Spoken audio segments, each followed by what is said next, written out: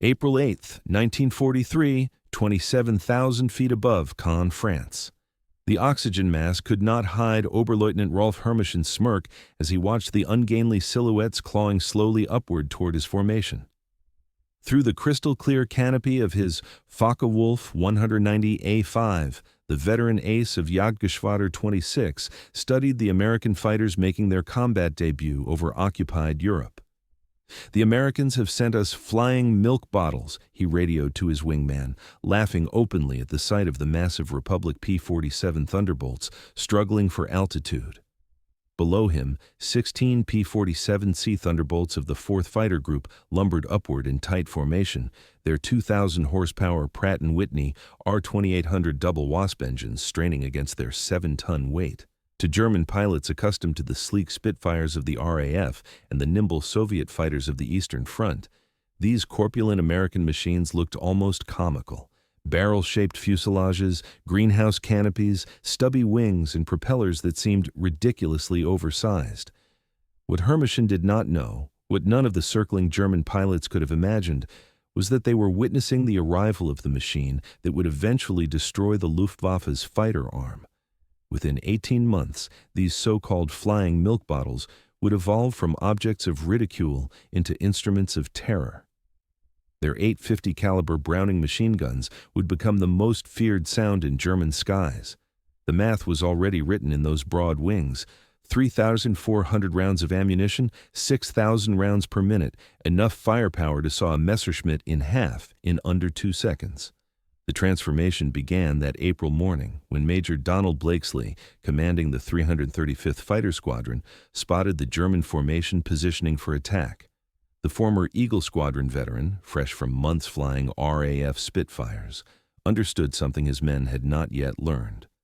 To survive in a P-47, they had to abandon everything they knew about dogfighting.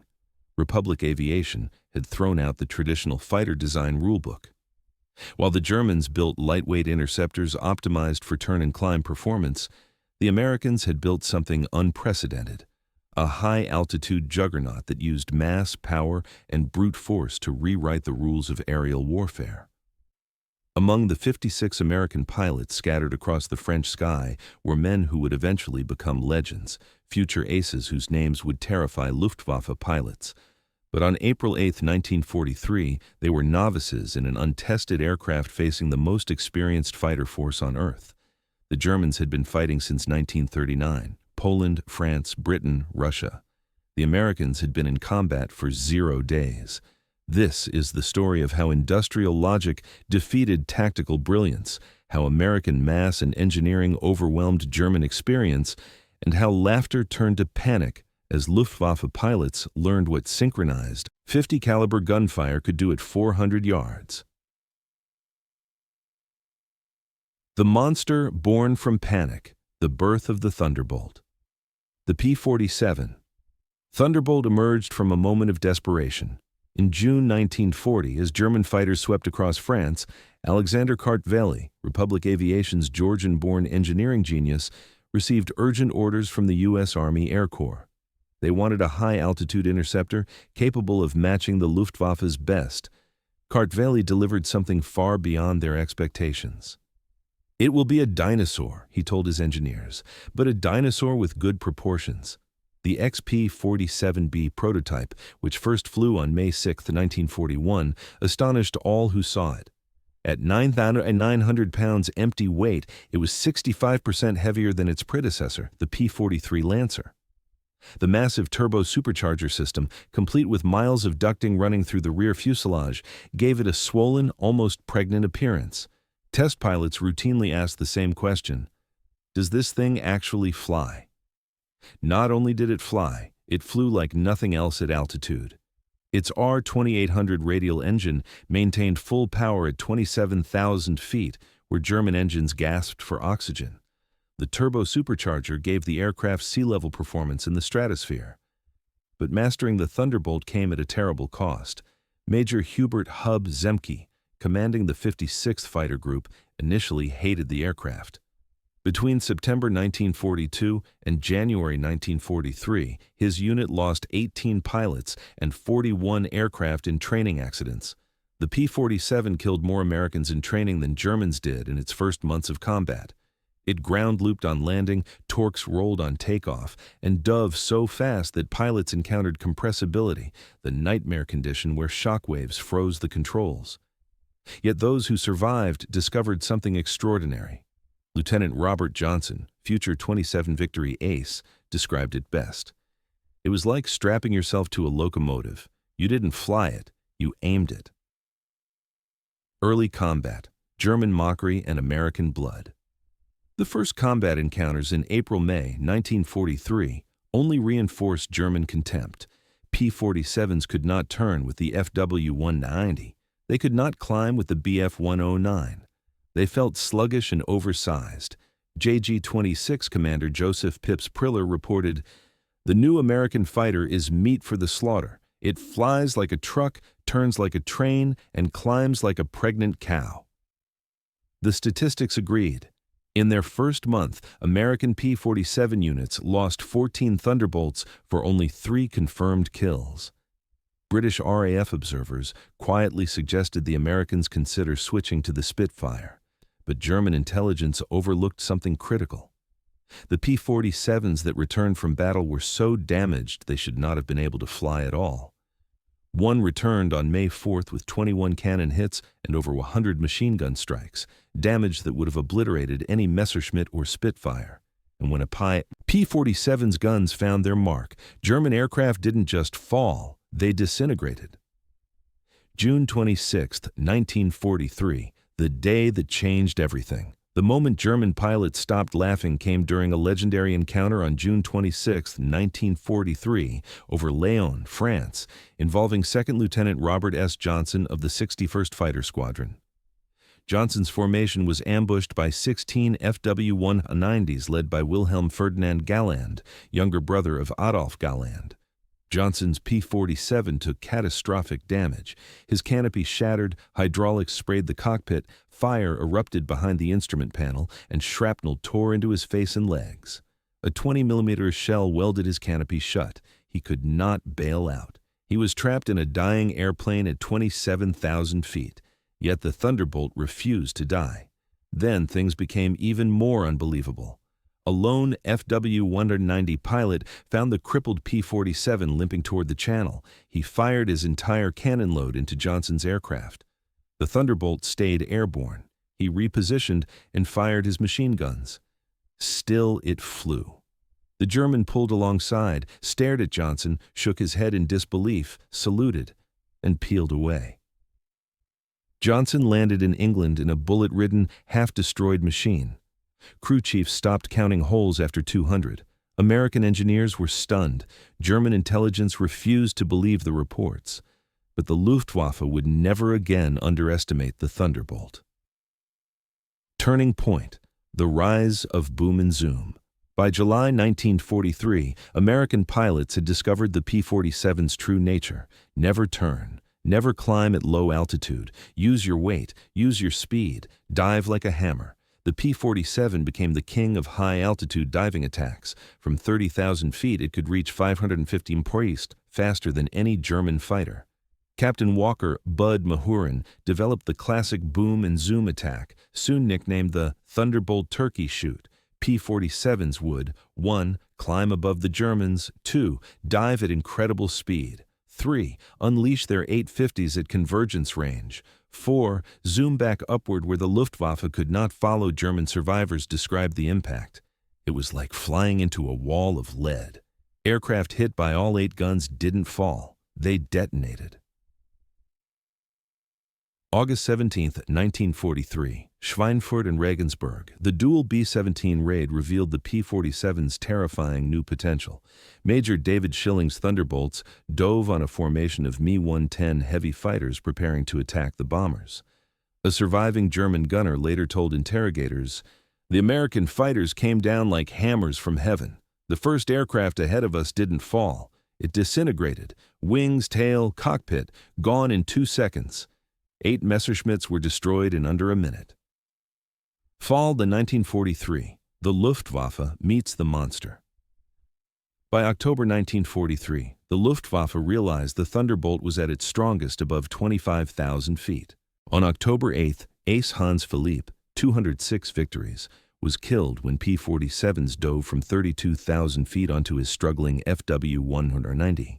Robert Johnson fired a single 2-second burst, observed strikes along fuselage, aircraft exploded, no parachute. If Hans Philipp could not survive, who could? German High Command ordered an investigation. The report was grim. P-47 service ceiling over 42,000 ft, near supersonic dive speeds, almost immune to single cannon strikes, armor greater than any German fighter. Could absorb the damage of 3 fighters and survive. Göring was furious. The Luftwaffe was frightened. 1944. The paddle blade propeller changes everything. In January 1944, the new P-47 D-22 arrived with the giant Hamilton Standard paddle blade propeller. Climb rate jumped from 2,200 to 3,000 ft. The Thunderbolt could now out-accelerate and sometimes out-climb German fighters. Veteran ace Heinz Knoke wrote, "These are not the same machines we laughed at last year." The paddle blade also changed the Thunderbolt's sound. Its deep, thunderous roar echoed for miles. German troops nicknamed it Donnerschlag, thunderclap. Escort, domination, and fear. By March 1944, P-47s with drop tanks could escort bombers deep into Germany. The Luftwaffe had no choice but to fly through the P-47 screen. Major Günter Rahl, 275 victories, recalled, "They came down like an avalanche. 3 of our fighters were destroyed before any of us fired a shot. Their guns did not fire in bursts. They poured out solid streams of fire." The P-47 had become the Luftwaffe's worst nightmare. The ground attack, the final evolution. When the P-51 Mustang took over long-range escort, the Thunderbolt became the deadliest ground attack aircraft in Europe. 8 50 calibers, up to 3s and lbs of bombs, 10 5-inch HVAR rockets, near invulnerability to ground fire. German Panzergrenadier Commander Hans von Luck recalled, "They came in low, so low you could see their faces, rockets screaming, guns hammering. A column of our trucks simply ceased to exist."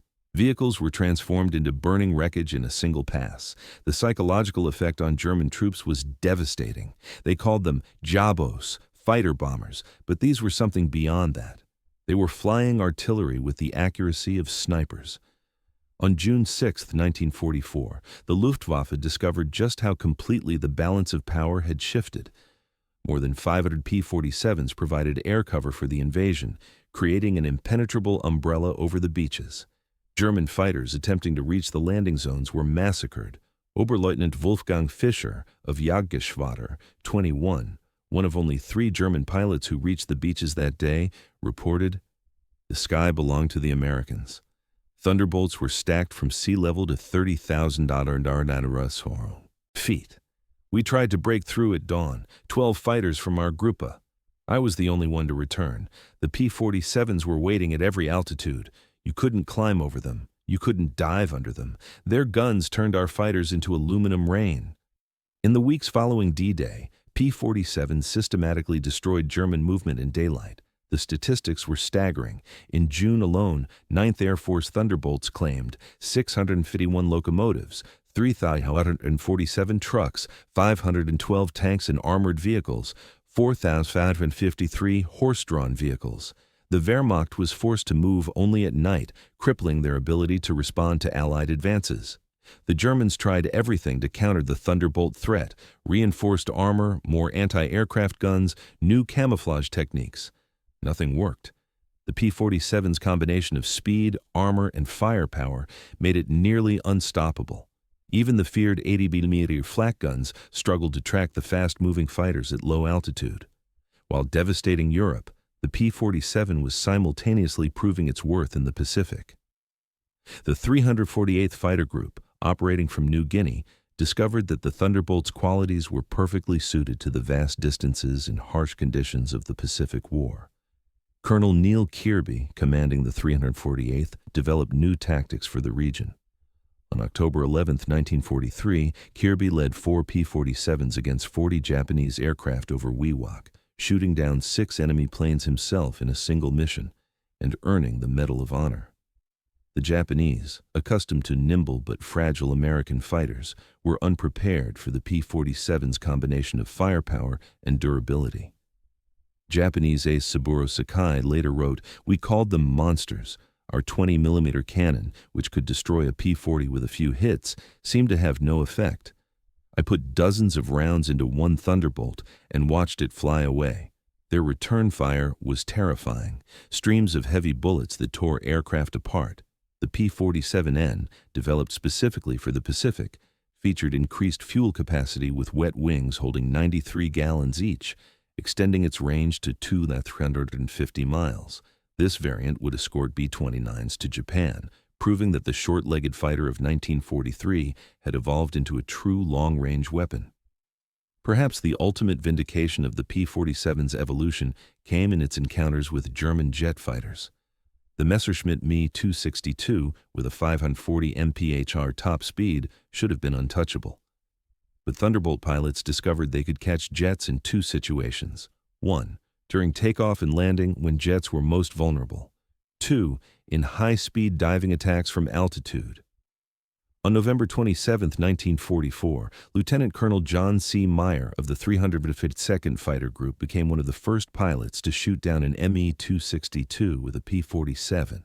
Diving from 28,000 feet, Meyer reached nearly 500 mm, fast enough to catch the jet in level flight. The German pilot, confident in his speed advantage, never saw the Thunderbolt until Meyer opened fire at 400 yards. Meyer's combat report read, "The enemy aircraft disintegrated under fire. Large pieces, including both engines, separated from the fuselage. The pilot did not escape. The concentrated fire of 850 caliber guns proved more effective than we had anticipated against jet aircraft." By early 1945, specialized P-47M variants were deployed specifically to counter German jets and V-1 flying bombs. With water methanol injection raising power to 2,800 horsepower and refined aerodynamics, these ultimate Thunderbolts could reach 470 miles in level flight at 30,000 feet, fast enough to intercept even jets under certain conditions. Major George Bostwick of the 63rd Fighter Squadron shot down 2 Me-262s in March 1945. His assessment emphasized firepower over speed. "The jets are faster, but they can't turn and they can't take punishment. One good burst from our battery and they come apart like they're made of paper. They have to slow down to attack bombers. That's when we get them."